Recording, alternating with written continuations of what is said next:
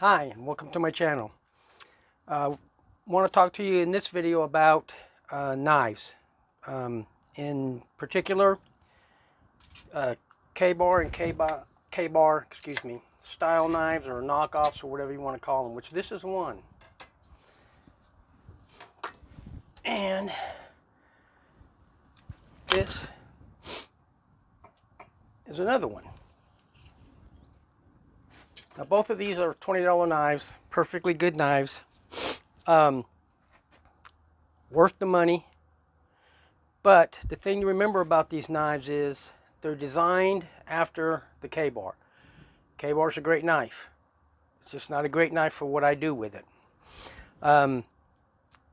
I've seen a couple of videos recently where one young kid put this through a torture test, which I really don't understand torture test. They do it in ways the knife is never going to be used for, or they do it on products in ways they're never going to be used for. Excuse me. These two knives here, both of them are 20 bucks. Some of the difference, they're slightly shaped different, thinner finger guard, thicker one. This is a larger diameter handle and it's longer, slightly longer than this one. Blades are the same length, but this knife weighs about 2 grams more. And the blade is just slightly thicker, and that's the difference.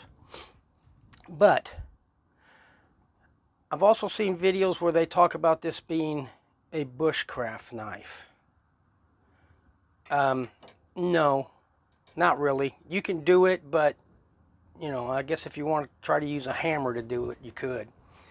And primarily, the problem I have with it as a bushcraft knife is that blade is just too thick. And it's really kind of long to do that. If I'm using it for bushcraft, I actually like a lot thinner blade and a shorter blade. And I have a couple Swiss Army knives that work good for that. Hunting knife. No, they're not the best hunting knife out there either. And it's because of the way they're designed. This right here is a Schrade Walton.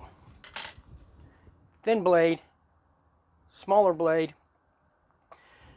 Been on a lot of trips with me. I would prefer this as a hunting knife to clean game and do other tasks more than the K-bars. Now, these three knives have an inherent weakness that, for me, I always carry different knives with this one because of the weakness. I would with these. And these are primarily backup, in my opinion. And it's because, oh, that one you can't even see it. There's the tang. And people will refer to this as a full tang. Well, technically it maybe is. But, I don't know if you can see it, that little light area. That's the width of the tang. It's only a fraction of the blade.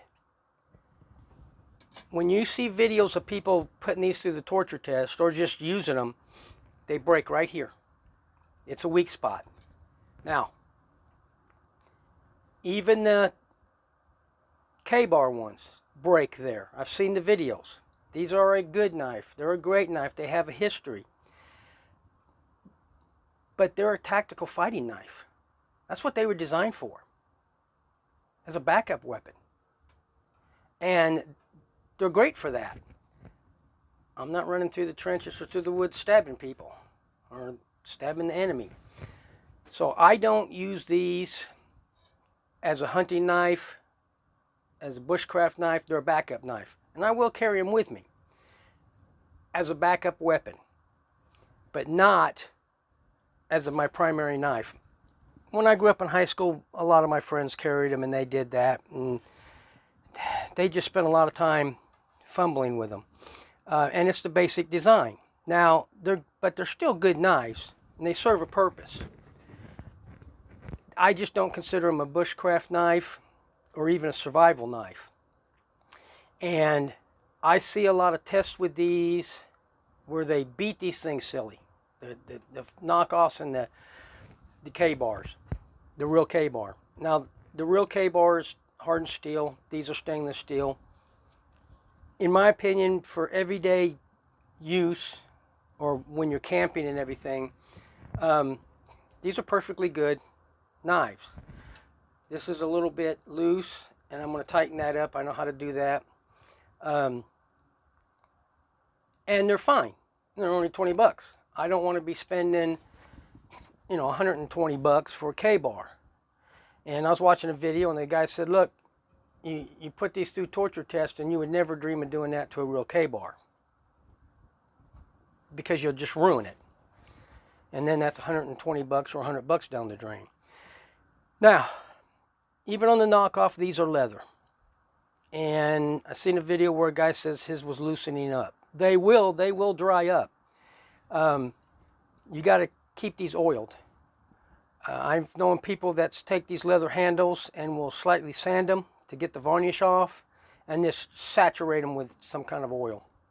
And then they prefer to do that method rather than trust this, whatever lacquer they put on here. And I may do that to one of them, or just let it wear off. This knife,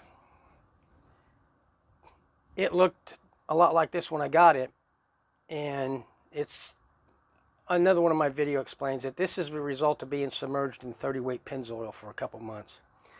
This knife, this tang right here is about the same as these, and it's pinned. You see I beat this up pretty good. High carbon steel blade, aluminum, plastic, leather, plastic, aluminum. This would be considered a cheap knife. It's over 40 years old. I do not baton with it. I don't pry with it. None of the twisty stuff with it. Why? It will break. And I know that. So I just take care of it.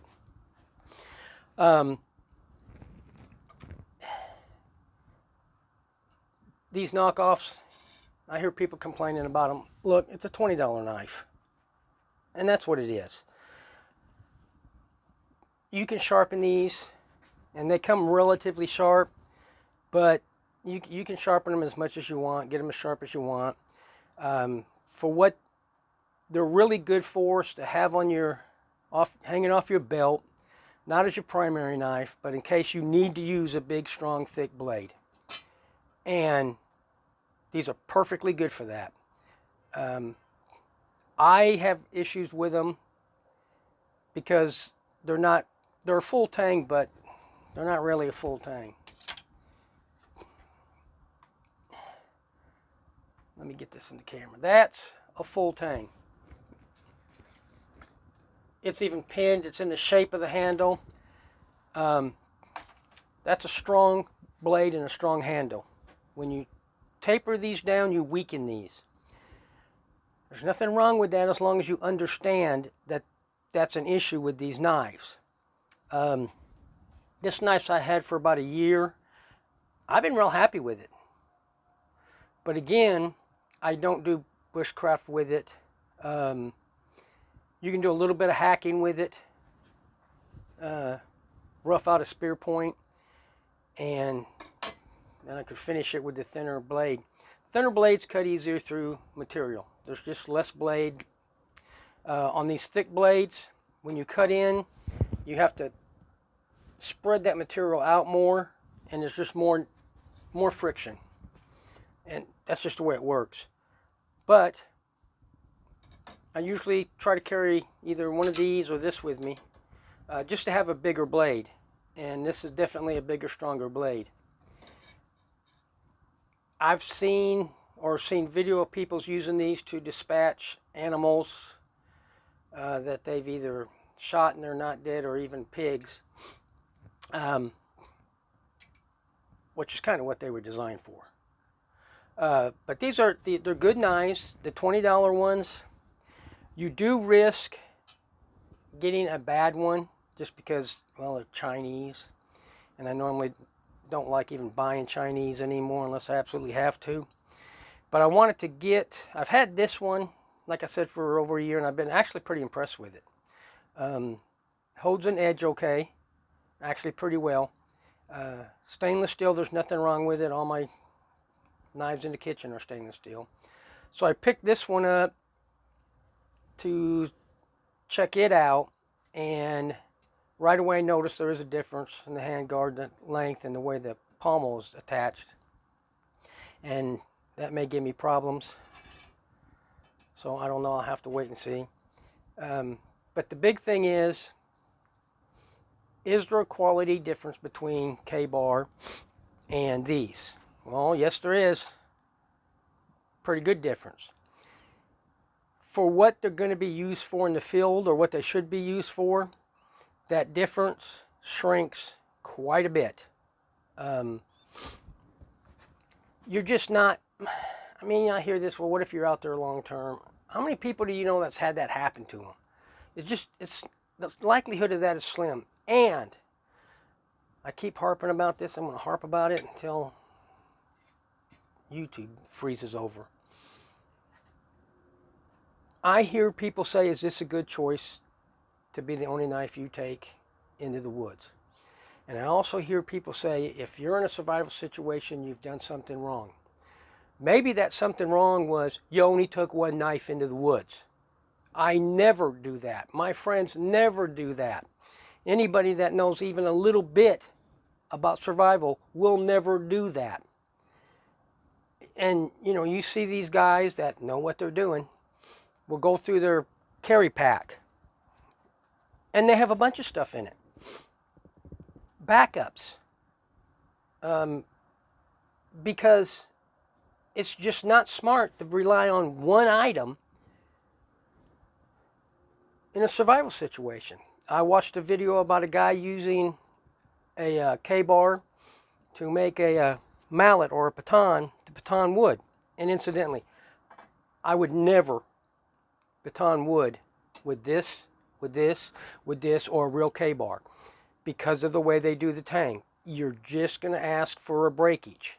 And that's just the way it goes. You got to understand that. That's why you carry a little hatchet with you. I just had a senior moment and lost my train of thought. But he was making a mallet, and he was cross-graining, beating the crap out of these things, which led to in my opinion, a later fail where it busted right here. And it was a Ka-Bar. And I'm like, dude, why would you ever do that? Why would you need to do that? Why would you want to do that? And he says, well, you know, if you're out in the woods and you need it to do crosscut, what are you going to do? Well, I'm going to use my saw. That's what I'm going to do. And I carry this with me almost all the time. And I know if you watch my videos, I talk a lot about these. And the reason is, I don't care what kind of knife you got. If it's not with you, it's useless. And these are always with me. And for bushcraft, there's a guy named Felix. I can't pronounce his last name. He makes a bunch of stuff with this. I think he could make a car that would run with Swiss Army knives. Not everybody likes these, and they have their issues too. Don't get me wrong. But sometimes I get annoyed when they talk about a knife. And one of the knives I hear a lot about is the Moya. I prefer this over that a lot because of the extra tools. I would rather carry this even than a Moya. When I first started hearing about them, I thought these things had to be, you know, they could do anything as long as they didn't get near kryptonite. And then I started looking into them, and I know people are going to get triggered. That knife's been around in one configuration ever since I was little. We used to call them paring knives for the most part. But they're good at what they do as long as you understand what they're for. And so it's a good knife. It's just sometimes people overinflate them. These are good knives, okay? But I think this design's been overinflated. It's an old design. The quality of this knife is not as good as these.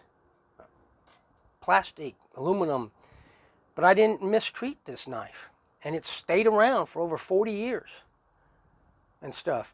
So that's the big thing, but I'm not pataning with this. We're not prying with it. Like these. I really like these.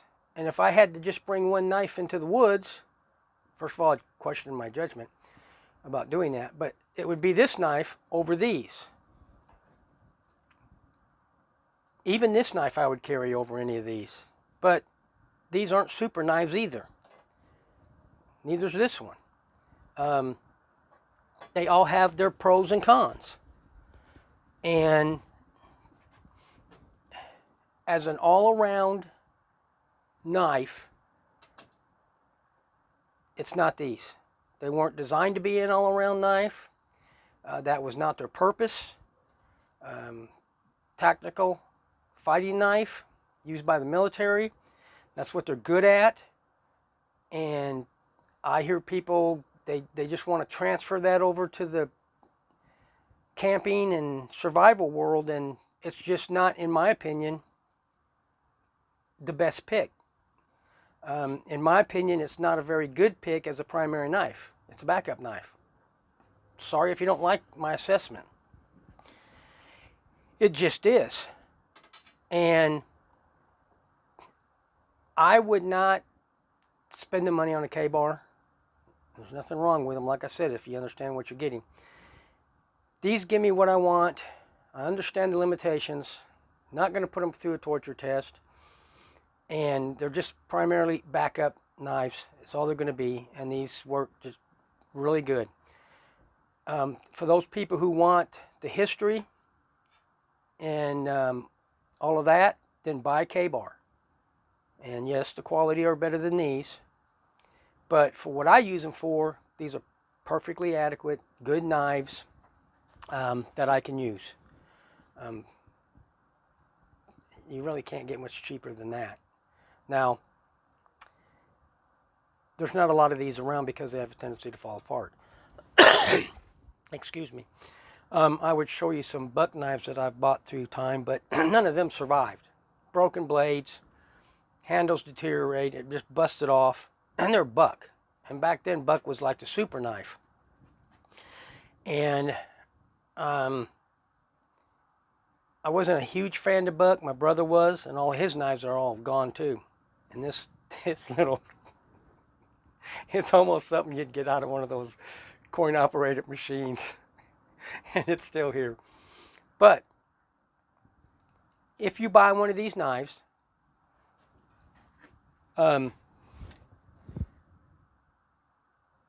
that type of pommel, I would stay away from. I don't know if they're good or not. I just haven't had enough experience.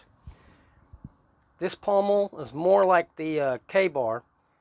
It's pinned. Now this one wasn't pinned when I got it. This broke off real quick, and I put a pin in it, Gorilla Glued it, or cleaned it up, took all their epoxy off or whatever they were using, cleaned it up, put the pin in, and now this is tight and strong.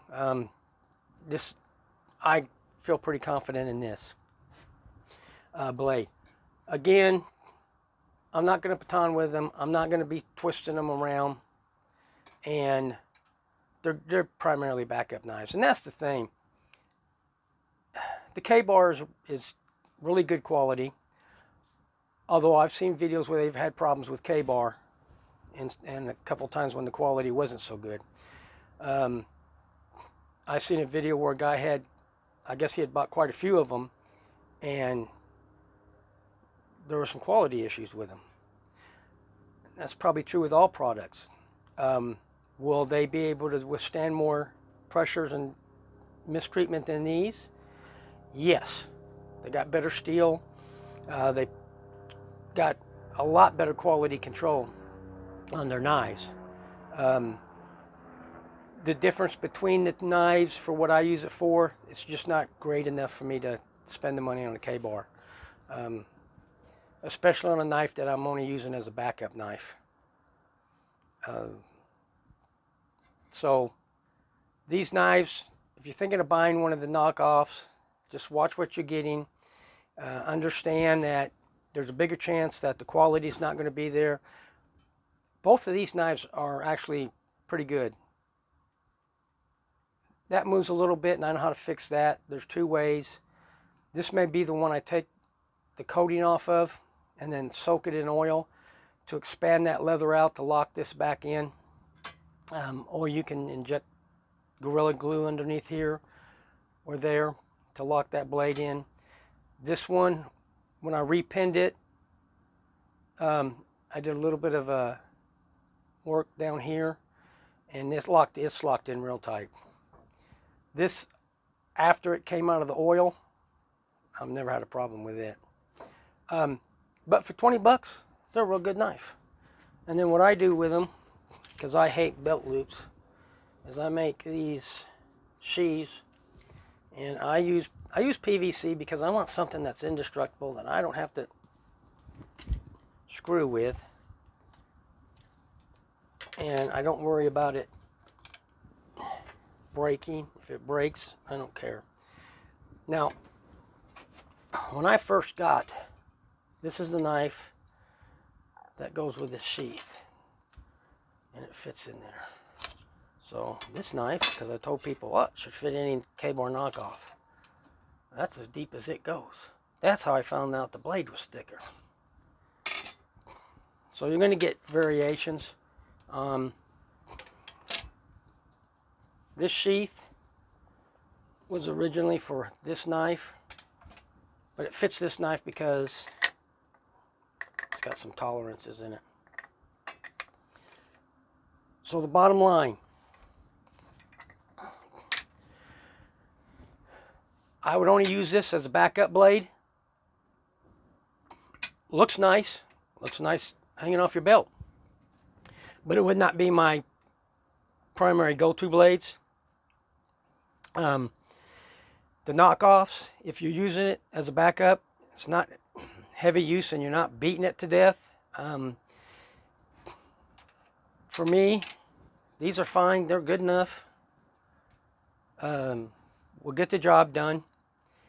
Gonna have to sharpen them more because they're stainless steel.